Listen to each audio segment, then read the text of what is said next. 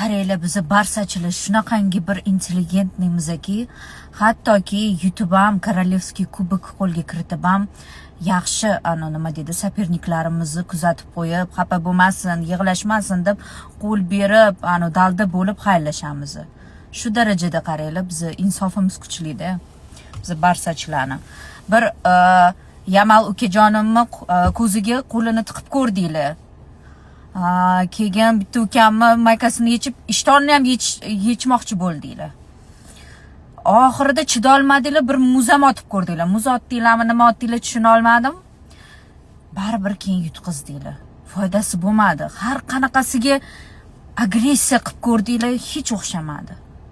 Har doim nima deydi, kuchlilar va aqllilar va nima deydi, agressiyasini ko'rsatmaydiganlar har doim birinchi bo'lgan o'rtoqlar. Tabriklayman barsachilar.